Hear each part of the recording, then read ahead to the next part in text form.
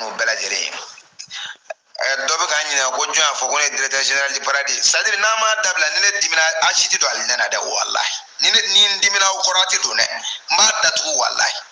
c'est à dire a b'o de fɔ n kanubagaw c'est à dire ansaru ni an kanubagaw a y'a fɔ mɔgɔw ye c'est à dire n'u m'u farati ni ne dimina maa tɛ don alijinɛ kɔnɔ n bɛ yan ta da sɔgɔ n b'a sɔgɔ ni n sago sera n b'a yɛlɛ e directeur kuturu i b'i ka kuma ɲɛsin ne ɲɔgɔnna de ma ko jɔn y'a fɔ ko kanu bɛɛ lajɛlen dɔ bɛ k'an ɲininka ko jɔn y'a fɔ ko ne ye directeur général du paradis c'est à dire n'a ma dabila ni ne dimina a si tɛ don alijinɛ na dɛ walahi ni n dimina o kɔrɔ a tɛ don dɛ n b'a datugu walahi c'est à dire a b'o de fɔ n kanubagaw c'est à dire ansaru ni an kanubagaw a y'a fɔ mɔgɔw ye c'est à dire n'u m'u farati ni ne dimina maa tɛ don alijinɛ kɔnɔ n bɛ yan ta da sɔgɔ n b'a sɔgɔ ni n sago sera n b'a yɛlɛ e directeur kuturu i b'i ka kuma ɲɛsin ne ɲɔgɔnna de ma ko jɔn y'a fɔ ko dɔ bɛ k'an ɲininka ko jɔn y'a fɔ ko ne ye directeur général du paradis c'est à dire n'a ma dabila ni ne dimina a si tɛ don alijinɛ na dɛ walahi ni n dimina o kɔrɔ a tɛ don dɛ n b'a datugu walahi c'est à dire a b'o de fɔ n kanubagaw c'est à dire ansaru ni an kanubagaw a y'a fɔ mɔgɔw ye c'est à dire n'u m'u farati ni ne dimina maa tɛ don alijinɛ kɔnɔ n bɛ yan ta da sɔgɔ n b'a sɔgɔ ni n sago sera n b'a yɛlɛ e directeur kuturu i b'i ka kuma ɲɛsin ne ɲɔgɔnna de ma ko jɔn y'a fɔ ko kanu bɛɛ lajɛlen dɔ bɛ k'an ɲininka ko jɔn y'a fɔ ko ne ye directeur général du paradis c'est à dire n'a ma dabila ni ne dimina a si tɛ don alijinɛ na dɛ walahi ni n dimina o kɔrɔ a tɛ don dɛ n b'a datugu walahi c'est à dire a b'o de fɔ n kanubagaw c'est à dire ansaru ni an kanubagaw a y'a fɔ mɔgɔw ye c'est à dire n'u m'u farati ni ne dimina maa tɛ don alijinɛ kɔnɔ n bɛ yan ta da sɔgɔ n b'a sɔgɔ ni n sago sera n b'a yɛlɛ e directeur kuturu i b'i ka kuma ɲɛsin ne ɲɔgɔnna de ma ko jɔn y'a fɔ ko dɔ bɛ k'an ɲininka ko jɔn y'a fɔ ko ne ye directeur général du paradis c'est à dire n'a ma dabila ni ne dimina a si tɛ don alijinɛ na dɛ walahi ni n dimina o kɔrɔ a tɛ don dɛ n b'a datugu walahi c'est à dire a b'o de fɔ n kanubagaw c'est à dire ansaru ni an kanubagaw a y'a fɔ mɔgɔw ye c'est à dire n'u m'u farati ni ne dimina maa tɛ don alijinɛ kɔnɔ n bɛ yan ta da sɔgɔ n b'a أعوذ بالله من شر الشيطان الرجيم أعوذ بالله من شر الشيطان الرجيم أعوذ بالله من شر الشيطان الرجيم بسم الله الرحمن الرحيم والصلاة والسلام على محمد وعلى آل محمد أما بعد السلام عليكم ورحمة الله تعالى وبركاته جميع المؤمنين والمؤمنات an b'an sinsin ala tɔgɔ ye ma wɛrɛ tɛ ala min kɔ ka kisi nɛɛma ɲini ala fɛ ka jidi an kuntigi kan n'o ye muhamadu ye a n'a ka so o kɔfɛ ka tanga ɲini ala fɛ ka bɔ an jugu tɔɔrɔ la n'o ye ibilisa ye o kɔfɛ ka foli se bɛɛ lajɛlen ma maa o maa de bɛ nin gurupu in sanfɛ nin wagati in na groupe les croyants mɔmini cɛman n'a musoman aw mana sɔrɔ yɔrɔ o yɔrɔ mali kɔnɔ mali kɔ kan farafinna farajɛ la a bɛ assalamu alaikum warahmatullah bi ye araba ye puisqu'il est 1h44 minutes donc an donna araba kɔnɔ juillet kalo tile 20 san 2022 an donna araba la il est 1h44 minutes juillet kalo o tile 20 san 2022 le mercredi 20 juillet 2022 a bɛ bɛn silamɛya san jate kalo min bɛ yen n'a bɛ fɔ ma zulhijja n'o ye seliba kalo a tile 21 san 1443 le 21 zulhijja 1443 ustaz Berté ala ka waraba murutilen karamɔgɔ sariyatigi Sikaso téléphone numéro 70 03 48 53 70 fu ani saba 48 53 groupe les croyants ne vocal in titre jumɛn ye les fils de Cherif Ousmane Madani Haidara les fils de Cherif Ousmane Madani Haidara a kɔrɔ ye jumɛn ye bamanankan na Cherif Ousmane Madani Haidara denw a bɛ faamu wa Ansarudine ɲɛmɔgɔ Haut Conseil islamique ɲɛmɔgɔ vocal bɛna boli kɛ a yɛrɛ kan tɛ dɛ parce que a ta bɛ ka nɔgɔya ko ninnu na. Donc maintenant vocal bɛna boli a denw de kan. Ni n ko vocal bɛna boli a denw kan, a den bɛɛ ko tɛ nin yɔrɔ in na. A y'a faamu wa? A den bɛɛ ko tɛ nin yɔrɔ in na. Ne mako bɛ a den 2 de la nin vocal in kɔnɔ. Est ce que a faamu? Ne mako fana bɛ a den 2 minnu na vocal in kɔnɔ, ne mako t'a la k'u nɛni, ne mako t'a la k'u fa nɛni, ne mako t'a la k'u ba nɛni, ne mako t'a la k'u dɔgɔya. Ayi, ne mako bɛ min na, o ye min kɛ ni silamɛya tɔgɔ ye, ne mako b'o de la. Mais min ye u yɛrɛw ye, o ye u yɛrɛw kungo ye, o fɛn tɛ se ne ma. Mais an ka forobafɛn de b'u bolo, o bɛ kan ka tulonkɛ n'a ye. Maa dun, ni forobafɛn b'i bolo, i tɛ se ka forobafɛn k'a utiliser comme si i ka bien privé de don, o tɛ se ka ɲɛ a la quoi. Jama ka fɛn ani i kelen ka fɛn, olu utiliser cogo man kan tɛ ka kɛ kelen ye. Ne mako bɛ Hayidara den 2 min na, a fɔlɔ n y'o de ka audio bila la sisan. A bɛ fɔ o de ma ko Iba, ko Ibrahim, n'est-ce pas? N mako b'o la nin audio in kɔnɔ. O kɔfɛ a kɔrɔkɛ Tijani, ne ni min ye débat kɛ, n mako fana bɛ o fana na nin audio in kɔnɔ, mais ale ka audio n m'o bila la fɔlɔ comme n bɛ fɛ ka baara daminɛ ni a dɔgɔnin de ta ye n'o ye Iba ye, parce que nin yɔrɔ in na n ɲɛ b'a la ale de ta ka jugu kosɛbɛ ka tɛmɛ a kɔrɔkɛ ta kan. Donc min ka jugu, on va commencer par le plus grave. Est ce que a faamu? N'an tilala ale ta la, min ye a kɔrɔkɛ ta ye Tijani, o fana ka audio dɔ bɛ yan, an bɛna o fana passer, min fana bɛ n bolo k'o da o kan. An b'a daminɛ ni Iba ta ye. An balimaw, maliyɛnw, mɔminiw, aw mana kɛ yɔrɔ o yɔrɔ, jamana o jamana na, aw ye nin kumakan in min lamɛn, nin kumakan in bɔla mɔgɔ de da, mɔgɔ min fa ko k'ale de ye silamɛw ɲɛmɔgɔ ye Mali la. Mɔgɔ min fa ko k'ale de ye silamɛw ka tɔnba min bɛ yen, Haut Conseil Islamique, k'ale de ye o ɲɛmaa ye. Nin de ye o den dɔ ka kuma ye ten, k'a bɛ fɔ ale de ma ko DGP. DGP kɔrɔ ye jumɛn ye? Ko directeur général du paradis. La lettre D signifie directeur. La lettre G signifie général. Et la lettre P signifie paradis. Directeur général du paradis. Donc, Hayidara den min bɛ yen n'a bɛ fɔ o ma ko Iba, hakili la a ye nin tɔgɔ in d'a yɛrɛ la, wa fana maa caman fana b'a wele ko DGP. N bɛ ka a wele tɔgɔ in na dɔrɔn pour que aw bɛ se k'a faamu cogo min na, n'o tɛ ne ka intelligence ani n ka limaniya tɛ ne permettre ne ka ale wele ko DGP. Mais komi n'a fɔ cogo don dɔrɔn, ni maa ko k'ale ye wulu ye, n'i bɛ fɛ k'a wele a k'i ka welekan laminɛ, i b'a fɔ hey wulu. O la n'o kɛla, a bɛ teliya k'i laminɛ joona parce que a b'a dɔn comme déjà a ye wulu de tɔgɔ da yɛrɛ la, n'i ko wulu, a b'o laminɛ joona. Mais n'i m'o wele, n'i ye tɔgɔ wɛrɛ wele, a ka ca la, a b'a fɔ k'i kan t'ale de ma. Donc n bɛ k'a wele a yɛrɛ ka tɔgɔ dalen na, mais ala ka kɛ n seere ye, moi je désavoue ça complètement. Ne kunkolo ma tiɲɛ, ne hakili ma ɲagamu, wa n bɛ n yɛrɛ kalama silamɛya ko la, jango ka taa se ko ka adamaden sen 2 wele ko DGP. Est ce que a faamu? Mais n bɛ k'a fɔ dɔrɔn pour que ni kojugu ma ta a tɔgɔ ma, maaw t'a juguya dɔn tuma dɔw la. Aw y'a faamu wa? Ko a bɛ fɔ ale de ma ko DGP,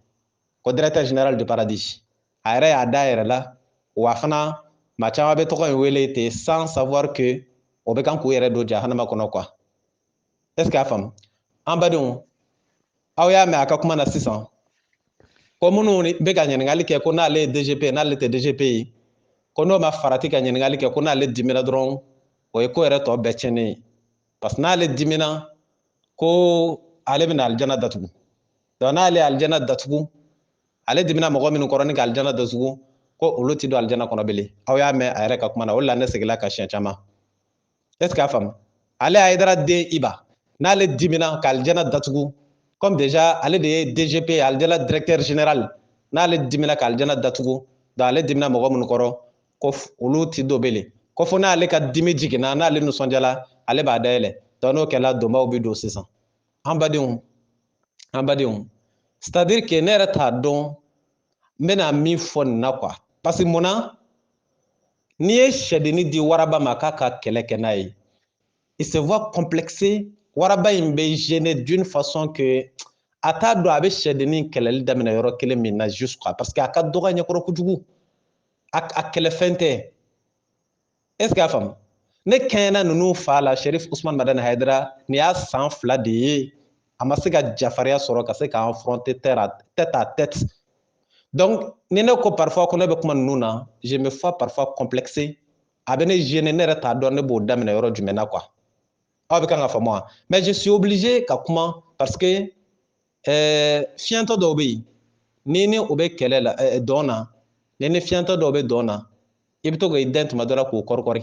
ne tɛ o bɛ pan k'a kɛ i n'a fɔ o dama de bɛ yɔrɔ la parce que o ɲɛ tɛ yɔrɔ la a ɲɛ tɛ yɔrɔ la min kɛ a bɛ k'a kɔnɔ k'a dama de bɛ yen n ko fiɲɛtɔ dɔw o m'a fɔ o bɛɛ yɛrɛ est ce que a faamu an badenw o de bɛ ne bila kuma na ninnu dɔw la tuma dɔ la quoi ne bɛ fɛ k'aw ɲininka quand on dit directeur général du paradis ça veut dire quoi un directeur général c'est qui c'est le commandant général est ce que a faamu le commandant général d'un endroit ou bien d'un service ou d'une direction n'est-ce pas ou d'une administration par exemple le commandant général est ce que a faamu kuranɛ kɔnɔ jɔn de welela kuranɛ kɔnɔ ko le DGP c'est-à-dire le directeur général du paradis le commandant général du paradis le détenteur général du paradis jɔn de welela kuranɛ kɔnɔ jɔn de bɛ maa don jahanama kɔnɔ jɔn de bɛ maa don alijana kɔnɔ kuranɛ ka fɔ la ne bɛ fɛ k'aw ɲininka quoi parce que ninnu dɔw tɛ i ka kuranɛ dɔn i kana kuranɛ dɔn ninnu dɔw ye dɔrɔn c'est à dire an bɛ jamana dɔ la quoi ni se tun bɛ mɔgɔ ye k'i ka jamana changer ou bien i kana bɛn ni jamana dɔ ye a tun bɛ fisaya mɔgɔ ma kosɛbɛ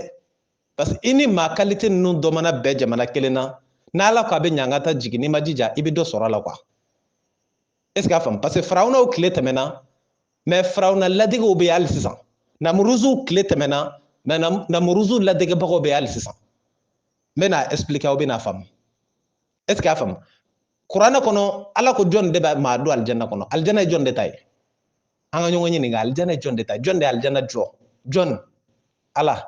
jɔn de bɛ maa don alijana kɔnɔ ni maa min y'a diya ni maa min ye ɲuman kɛ ala jɔn de bɛ dimi maa kɔrɔ ka dɛsɛ k'a don alijana kɔnɔ ala jɔn de bɛ nisɔndiya mɔgɔ kɔrɔ ni k'i don alijana kɔnɔ ala jɔn de ta ye alijana ye ala jɔn de ye alijana commandant général ye ala jɔn de ye alijana directeur général ye ala jɔn de ye alijana tigi ye le propriétaire général du paradis c'est qui le commandant général le détenteur général du paradis c'est qui o ye ala de ye o titre d'a yɛrɛ la ale de ta ye alijana ye n'ale maa min y'ale nisɔndiya ale b'o don alijana kɔnɔ ni maa min ma ale ala nisɔndiya ale b'o don jahanama kɔnɔ o ye ala de ka titre dilen a yɛrɛ ma ala ka titre kuturu ala ka titre ale bɛ maa don alijana kɔnɔ ni maa min y'a diya wa a fana bɛ maa don jahanama kɔnɔ ni maa min ma ale sago kɛ n ko ala de y'o titre di a yɛrɛ ma kuranɛ kɔnɔ jɔn bɛ se k'i tigɛ kɔrɔta k'i bɛ se k'o sɔsɔ jɔn hali ni ala tɛ n'a kun sɔrɔla ko adamaden bɛ se ka kɛ alijana directeur général ye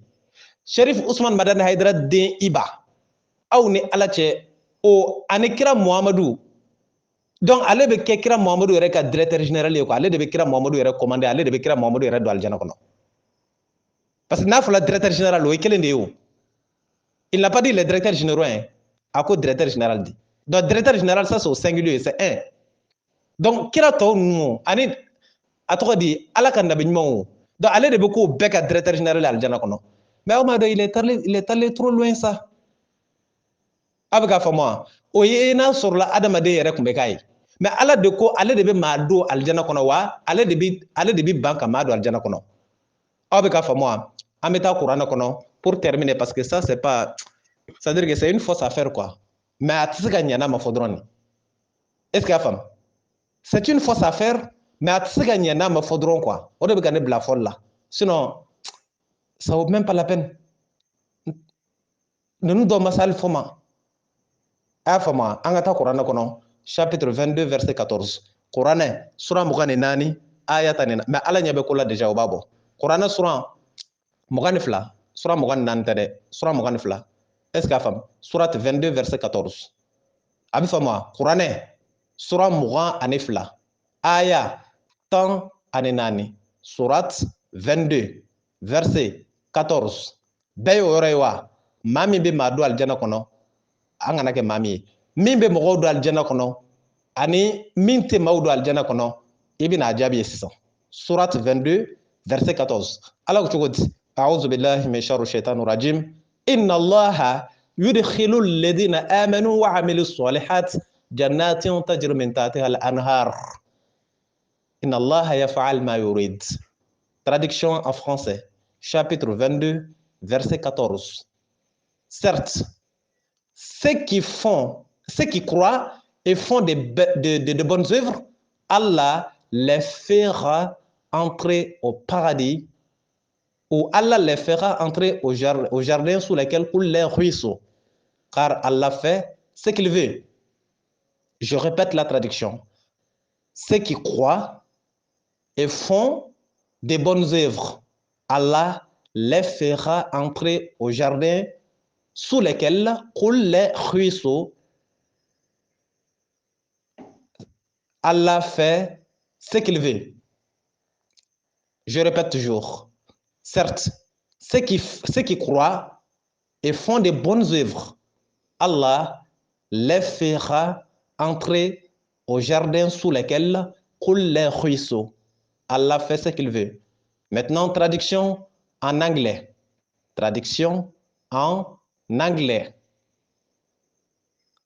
Chapter number 22, verse number 14. Thus, who believe and do right, God will admit them to gardens full of replying streams. Surely, God does as he please. Ambadum, ala ko mamunu limani ala, ninka bara nyuma ke, ale ala budo aljanna kono, aljanna min duguma, ko diu be woyo aduguma, kulle huiso. Ambadum, ala ko jon debe mawdo aljanna kono ya, ko ale ala ere. Ale ala debe mawdo aljanna kono ni mamunu ale ala sagoke. Wafana ale ala debe mawdo jahannama kono ni mamunu ale ala sagoke. Malion aw ni ala cɛ ni kɔrɔ dɔn ka go wa ni kɔrɔ dɔn man go Malion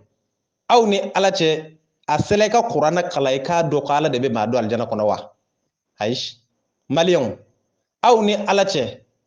a sɛlɛ k'i ka kuranna dɔn i ka sɔrɔ k'a dɔn ko ala de ta ye alijana ye k'a bɛ maa don alijana kɔnɔ ni maa min y'a sago kɛ waati maa don alijana kɔnɔ ni maa min m'a sago kɛ aw ni ala cɛ a sɛlɛ k'i ka kuranna kala i k'o dɔn o ma se i ka kuranna kala i k'o dɔn mais Malion aw ni ala cɛ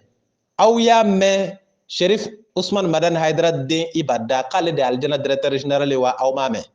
aw y'a mɛn Malion aw ni ala cɛ aw y'a mɛn a da a ye mun kɛ de foyi Malion aw ni ala cɛ a ma fɔ aw ye tubabukan na ko kine di mɔ kɔnsan a fɔla aw ye ni maa min ye ko ye n'i ma kuma ko in min bɛ kan ka kɛ k'a jan b'i ye a fɔla aw ma fɔ a fɔla aw ni ala cɛ aw bɛ se k'a fɔ ko Iba bɛ kan ka nin min fɔ ka ala place ta aw bɛ sɔn k'a fɔ k'a ma diya aw ye aw bɛ sɔn Sheriff Ousmane Madani Haidara i ni denw a y'an ka diinɛ mago sa a y'an ka diinɛ malo a y'an ka diinɛ kuma suli Haidara a y'i jawo ne b'a fɔ a yɛrɛ m'i jawo ne b'a fɔ a y'i ka tɔndenw jawo ne b'a fɔ a yɛrɛ m'i ka tɔndenw jawo n b'a fɔ ni n da camancɛ ye ne kabakolo y'aw ta y'a jigi i n'i denw ne ma den kelen ye den ninnu cɛ la ko min sera ka kɛ silamɛya ma kunna wolo ye ne ye fɛn fɛn dɔn i den ninnu cɛ la a bɛɛ kɛla silamɛya ma kunba suli ye ne bɛ fɛn fɛn dɔn a cɛ la n tɛ min dɔn dɛ n m'o fɔ ni n tɛ min dɔn n b'o fɔ mais n bɛ fɛn fɛn kɔni dɔn k'o bɛ kuma ni diinɛ in tɔgɔ ye ko ne b'o dɔn a bɛɛ kɛla silamɛya ma kunba suli ye ne tɛ cɛ kelen dɔn a cɛ la n tɛ muso kelen dɔn a si cɛ la ko min sera ka kɛ silamɛya ma kunna wolo ye Haidara o kiti o ma se hali ala k'o kiti tigɛ Maliyɛnw bɛ se k'o kiri tigɛ an ɲɛ bɛ ko la an ɲɛ b'i n'i denw na sa a ye dɔ kɛ nin diinɛ in na kojugu aw y'a faamu wa aw ye dɔ kɛ nin diinɛ in na kojugu quoi nin y'i den dɔ de tɔgɔ ye e min bɔla ka décision ta sisan hali a ma tɛmɛ kalo damadɔ kan ko ka wajulu contrôler ka wajulu recadrer ko ni minnu ye kuma modèle dɔ fɔ k'i b'olu lase kaso la walima i bɛ nin kɛ u la i bɛ nin k'u la mais i yɛrɛ den i kɛɲɛna i wolo den na ou bien i den tɛ de i den don wa i den tɛ Ibrahim e den don wa i den tɛ maa min yɛrɛ kɛɲɛna ka du la o bɛ se ka jamana silamɛya kungo woloma cogo di e yɛrɛ ma tila i denw yɛrɛ kungo la i ma se k'olu encadrer i b'i den bila comme ça ba juruntan ka bɔ ka kuma sugu dɔnbaliw kuma kuntanw comme ça ni diinɛ tɔgɔ ye ala yɛrɛ ye place min di a yɛrɛ ma i den dɔ de bɛ se ka ja fariya jamana kɔnɔ k'o place in k'o titre da a yɛrɛ la diɲɛ bɛɛ ɲɛna wa foyi tɛ bɔ a la e ma se k'i denw dama i ka du e ma se k'a encadrer k'u koron k'u bɛn ala ka diinɛ sago ma e ko k'e ye jamana koturu silamɛw kuntigi ye jamana jumɛn maa min ma se k'a yɛrɛ ka du encadrer n'a ma se k'a yɛrɛ ka du gérer aw ni ala cɛ o bɛ se ka jamana koturu affaire gérer nin y'a yɛrɛ denw de ye tan ni cogoya la tan a kɛla balawu ye a kɛla kojugu ye est ce que a bɛ kan ka faamu ne ta tɛ nani ye dɛ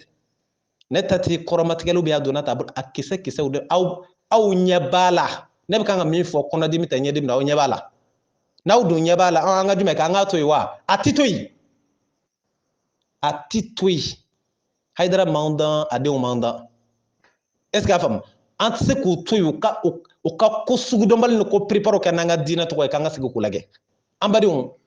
aw hakili la Firawuna k'a fɔ a yɛrɛ ma k'ale ye ala ye aw bolo k'a kɛla gansan de wa wa y'a yɛrɛ singa ala ma de an ka taa kuranɛ kɔnɔ dɛ kuranɛ suran 2 aya 258 a y'a faamu wa kuranɛ suran 2 aya 258 bɛɛ y'a yɔrɔ ye wa kuranɛ suran 2 aya 258 a yɛlɛ wa kuma caman tɛ ne ta la o nafigiya tɛ ne ta la c'est concret a bɛ kɛnɛ kan de est ce que a faamu suratul bakara kuranɛ suran 2 aya 258 surat 2 verset 258 a lecture an b'o to yen mais a contenu n b'o fɔ aw ye namuruzu ni a tɔgɔ di Ibrahima ni comment dirais ça Firawunɛ est ce que a bɛ kan ka faamu Firawunɛ tɛ quoi Ibrahima ni masakɛ min ye conversation kɛ Musa ni Firawunɛ c'est vrai Firawuna kɔni ye ala tɔgɔ da a yɛrɛ la k'a fɔ ale yɛrɛ ala dɔ ye n'est-ce pas an ka Firawuna ta to yen maintenant Ibrahima ani namuruzu conversation in b'o de kan kuranɛ suran 2 aya 258 i y'a faamu wa Firawuna ta o kiti dɔlen don ka ban maintenant an ka namuruzu ni Ibrahima ta Ibrahima ko a ma tuma min na masakɛ ko c'est à dire ale ka ala ye ala ye ala min bɛ ɲɛnamayali kɛ wa fana bɛ fagali kɛ masakɛ y'a danci kafiri min ye ala yɛrɛ wele a yɛrɛ la a ye mun fɔ Ibrahima ye a ko Ibrahima ma ko wa ko n'o don ale fana ye masa ye ale bɛ ɲɛnamayali kɛ wa ale fana bɛ fagali kɛ o kɔrɔ ye jumɛn ye a fɔla i ye ko ala de bɛ ɲɛnamayali kɛ a bɛ fagali kɛ ni ile yɛrɛ fana ko k'i fana bɛ ɲɛnamayali kɛ i bɛ fagali kɛ o kɔrɔ ye jumɛn ye o kɔrɔ ye tu veux t'égaler à Dieu c'est ce que ça veut dire est ce que a bɛ kan ka faamu masakɛ y'a danci kafiri n'i y'a ye a ye alaya tɔgɔ wele a yɛrɛ la a sɔrɔla mun fɛ a sɔrɔla a bɛ kan k'i sanga ala de ma donc maintenant olu tile tɛmɛna namuruzu ko a ye ala ye o tile banna Firawuna fana ko ale ye ala ye o tile banna donc an bɛ jɔn ni tile la sisan Ibrahima o kɛn bɛ ka Ibrahima tɔgɔ jagoya da min na yan ko Iba Sherif Usman Badani Haidara den an b'o de tile la sisan a tɔ t'u la dɔɔnin dɔrɔn a k'a fɔ an ye k'ale yɛrɛ kɛla ala ye ça c'est pas loin parce que ala bɛ wale min kɛ n'ale ko k'ale b'o kɛ ka ban a tɔ tora jumɛn ye ala ye titre min da a yɛrɛ la n'ale yɛrɛ y'o titre da a yɛrɛ la a tɔ tora jumɛn ye a tɔ tora dɔrɔn a k'a fɔ anw ye yan sa k'ale yɛrɛ kɛla ala ye n'a y'o fɔ don min na a kana bala o la dɛ parce que a bɛ kan ka kɔrɔkɔrɔ depuis sisan de o la u b'a fɔ bamanankan na ko sɔn ti pan a den kan kɔnɔ ma c'est à dire Sherif Usman Madani Haidara ye mali min kɛ silamɛya la a denw yɛrɛ bɛ ka wuli ni vitesse min ye mali la maa bɛ dugawu de kɛ i den ka se ka tɛmɛ i la ɲuman de la quoi mais ka dugawu kɛ i den ka tɛmɛ i la juguman na a cɛ a lajɛ ale Haidara ye mali min kɛ silamɛya la a denw bɛ ka wuli ni mali vitesse modèle min ye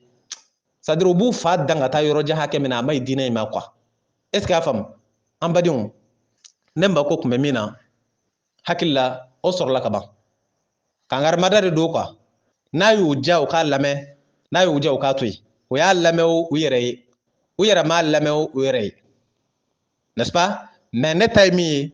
ne ti o to yen de u ka kulonkɛ n'ala ka diinɛ ye ka n balolen to yan ne ta y'o de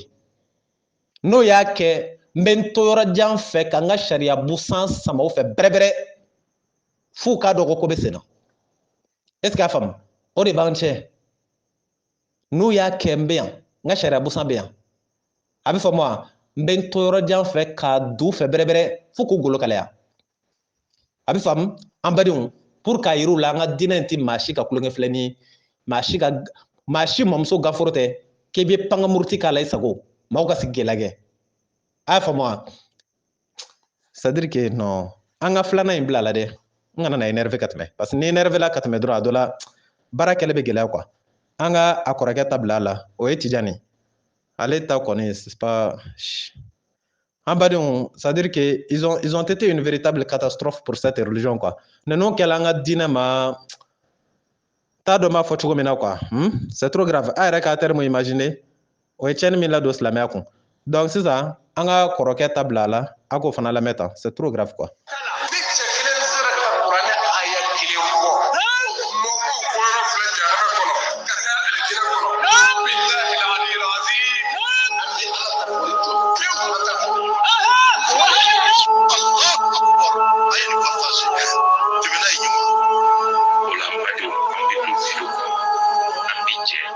Sheriff Usman Madan Haidara ye kuma kan min fɔ aw b'o lamɛn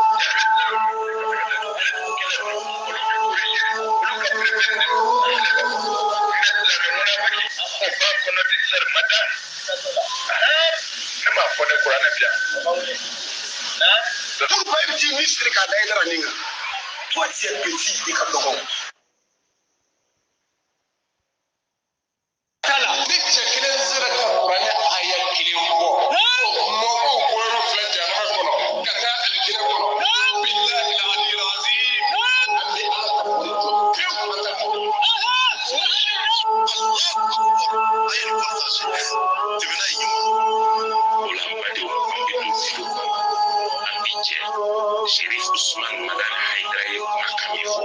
aw b'o lamɛn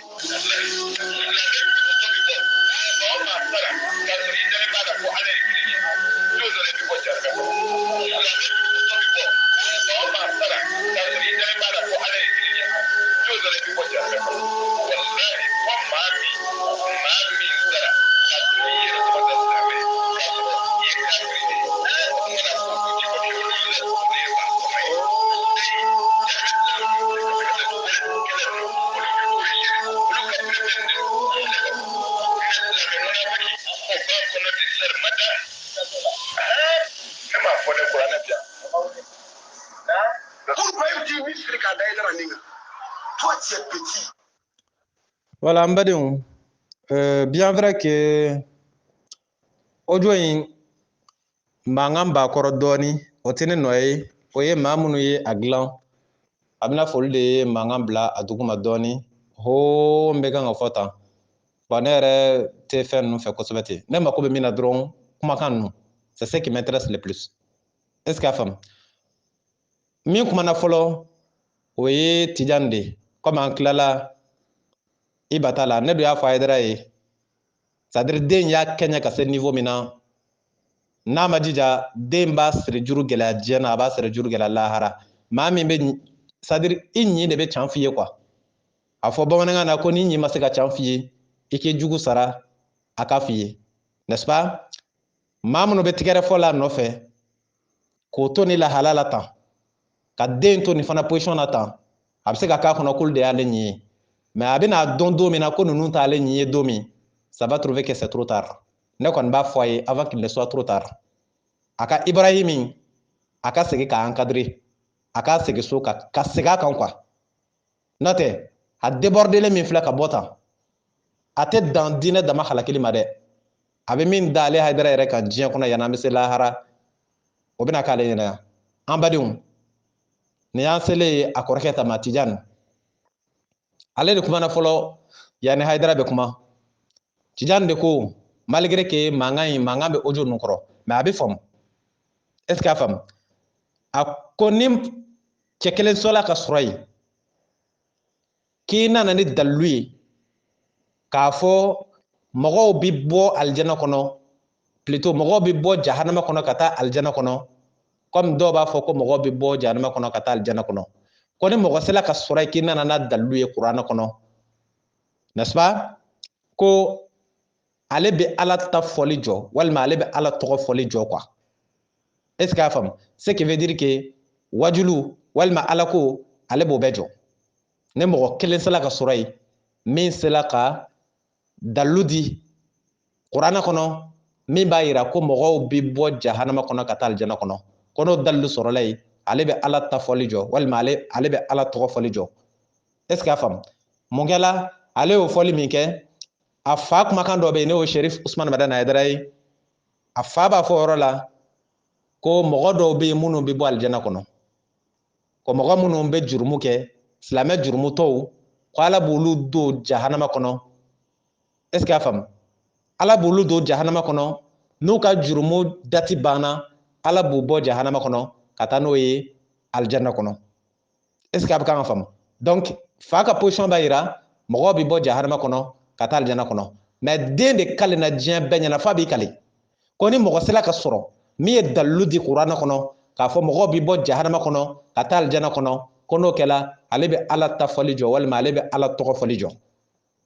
maa wɛrɛ ma sɔrɔ min y'o dalilu di dɛ a yɛrɛ wolofa ani min bɛ si ɲɔgɔn kan ye i y'a dɔn ni maa wɛrɛ de tun y'a fɔ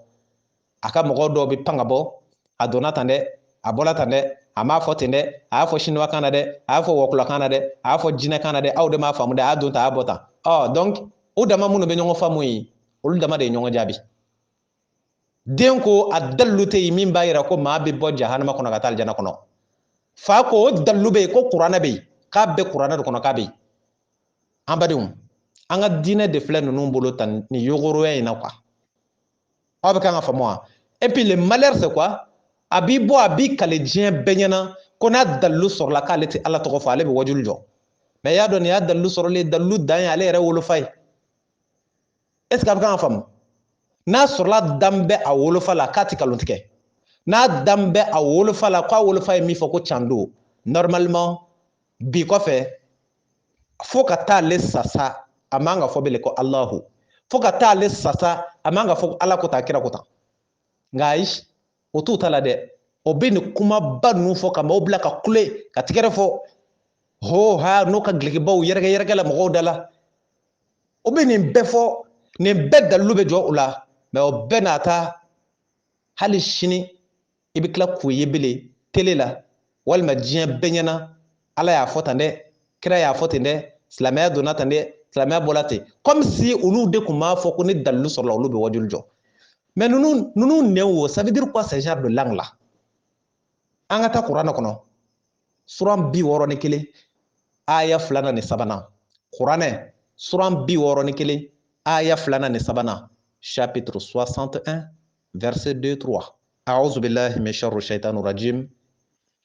يا أيها الذين آمنوا لما تقولون ما لا تفعلون كبر مقتا عند الله أن تقولوا ما لا تفعلون. Traduction en français, Sourate 61, versets 2-3. Ô vous qui avez cru, pourquoi dites-vous ce que vous ne faites pas? C'est de la grande abomination auprès d'Allah de dire ce que vous ne faites pas. Traduction en anglais, chapter number 61, verset number 2 and 3. Chapter number 61, verset number 2 and 3. Oh, you who believed, Why do you say what you don't practice? Saying what you do not practice is odious to God. Ala ko hey, mun de law aw mu'minu aw be fɛn fɔ aw tɛ min kɛ wɛ munna de ala tigɛlen b'aw la tigɛ dan na n'aw bɛ fɛn fɔ aw da la aw tɛ sɔn ka min kɛ Tidjane e de ko an bɛɛ ɲɛna y'i kale ko ni maa sela ka dalilu d'i ma min b'a yira ko maa bi bɔ jahanama kɔnɔ ka taa alijana kɔnɔ ko n'o kɛla i y'i kale k'i tɛ ala ta fɔ i tɛ wajuli kɛ i tɛ ala tɔgɔ fɔ Tidjane i kɛlen k'o fɔ maa wɛrɛ ma sɔrɔ k'o dalilu di dɛ i yɛrɛ wolofa an ka ɲininkali kɛ i fa don kɔni n'i fa don an ka ɲininkali kɛ a tɛ kalon tigɛ kɔni i dan b'a la kɔni n'a bɛ can de fɔ n'i dan b'a la a bɔlen filɛ ka dalilu di dɛ deux choses soit a ka taa sɔrɔ ile de tɛna i ka layidu dafa ile de tɛna i ka kalile bɔ a da fɛ walima a ka taa sɔrɔ ile fa de tɛ can fɔ mais il n'y a pas mille solutions il n'y a pas mille alternatives 2 alternatives seulement i ko ni maa sɔrɔ la min sela ka dalilu di ko maa bi bɔ jahanama kɔnɔ ka taa alijana kɔnɔ k'i kale na i tɛ ala ta fɔ bilen i tɛ wajuli kɛ bilen maa wɛrɛ ma sɔrɔ dɛ ile yɛrɛ fa o de bɔla k'a fɔ k'a bɛ kuranɛ kɔnɔ maa bi bɔ jahanama kɔnɔ ka taa alijana kɔnɔ ko fila don soit i fa ka can fɔ ile ka wajuli dabila fo ka t'i sa ka ala tɔgɔ fɔli dabila soit a ka taa sɔrɔ ile ye kalili min kɛ o ye can ye mais ile fa de tɛ can fɔ a mana k'a fila min ye o b'aw de bolo yen aw dama de bɛ si ɲɔgɔn kan yen aw de bɛ ɲɔgɔn lajɛ sa i tɛ t'i fa nɔfɛ ka taa fɔ a ye an n'an bɛ ɲɔgɔn kɔrɔbɔ n'an b'i lajɛ n'i bɛ can fɔ walima n'an n yɛrɛ lajɛ n'a sɔrɔ ni n bɛ min fɔ ni n b'a kɛ n'a taara sɔrɔ ko e Tidjane bɛ min fɔ k'i t'a kɛ ala k'a tigɛ n b'i la kɔlɔkɔtɔ n'a yɛrɛ fana taara sɔrɔ k'ile fa bɛ min fɔ k'o ye kalo ye a fɔ i fa ye k'a ka kalo tigɛ dabila aw mɛnna an ka diinɛ kan tan quoi fo tan ne ni kun kɛla maa wɛrɛ ka jaabi ye i b'a ye kuma tɛ f'u da kɔnɔ abada u bɛ dɔ sɔrɔ ka fɔ mais a ye nin y'aw kɔrɔ ye i n'i fa de ta don mais a kɔni bɛɛ kɔni mɛ ka di a bɛɛ kɔni mɛ ka di ko fɔ i fa ta kɛla can ye wa ile ye kalile min kɛ k'o fana bɛ to yen n'o kɛla o tumana mun kɛla ça c'est deux poids deux mesures ça i ko ni dɔ in kɛla can ye donc e bɛ wajuli dabila ni e ma wajuli dabila o kɔrɔ dɔ in ma kɛ can ye est-ce que a faamu ni dɔ in fana ma kɛ can ye o kɔrɔ b'a yira e fa ye kalontigɛla de ye c'est ce que ça veut dire mais ni fa kɔni ye can de fɔ o kɔrɔ b'a yira e de kan ka wajuli dabila mais e fa tɛ se ka can fɔ ko maa bɛ bɔ jahanama kɔnɔ ka taa alijana kɔnɔ e ka kale ko n'o sɔrɔla k'e tɛ wajuli kɛ e ka tila ka wajuli kɛ o kɔfɛ k'o bɛ don an hakili la anw tɛ lagalagatɔ ye nous ne sommes pas bêtes donc il faut cesser de nous traiter de poissons rouges là i y'o français faamu wa il faut cesser de nous traiter de poissons rouges français kan mɛnnaw b'o kɔrɔ dɔn a bɛ faamu aw mɛnna anw kan trop quoi an badenw an b'a jɔ yan o la vocal in titre kun ye ko les fils de Haidara gansan tɛ dɛ aw ma nɛni ni m'a kɔnɔ foyi ne tɛ ninnu nɛni koyi n'i ye ninnu nɛni bɛɛ i ka jo tila i yɛrɛ la quoi i bɛ min kɛ dɔrɔn dalilu ɲini ka na n'a ye i k'o to yen tan parce que n'aw y'a ye ne b'o tereke k'u tɔn bɛɛ nɔrɔkɔ dugu la n'o tɛ se ka kuma ni ne kun kɛla mɔgɔ dɔ ye san b'a sɔrɔ ninnu peut-être ninnu wuli bɛ ne nɔfɛ yɔrɔ bɛɛ mais aw m'a ye ne b'u kin dɔrɔn c'est à dire ne k'o ɲɛmɛti dɔrɔn k'o fiyɛ k'o kin dɔrɔn k'o fiyɛ o tɛ se ka kuma parce que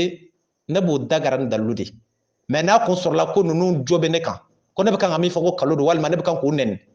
aw bɛ ninnu dɔn maa mun de y'aw dara la ko ninnu bɛ sɔn k'o daji ka ne to yen tan c'est pas possible parce que o b'a dɔn tigitigi o tɛ se ka firifiri ne bolo ne b'u minɛ yɔrɔ dɔn de ye o ka bouton rouge ye min ye ne b'a pique yɔrɔ dɔn ni n y'a pique dɔrɔn o bɛ kirin o tɛ se ka bouger a y'a faamu wa o bɛ firifiri mɔgɔ minnu bolo o tɛ ne ye ni ne y'u dɛrɛ o bɛ jɔ de wa a filɛ nin y'u bolo ye an badenw an bɛ nin jɔ yan Ustaz Berté ala ka waraba murutilen karamɔgɔ sariyatigi Sikaso téléphone numéro 70 03 48 53 70 03 48 53 groupe les croyants aw bɛ vocal in a b'a partager a ka partager a ka yɔrɔ jan sɔrɔ aw yɛrɛ ɲɛ bɛ ko la a ma se ne ka fɛn fɔ aw ye bilen n'est-ce pas cɛ fara muso kan groupe les croyants a y'aw cɛsiri an ka diinɛ in a ka se ka jɔ a ka bɔ nin popa in na dɔ kɛla wasalamu alaikum warahmatullah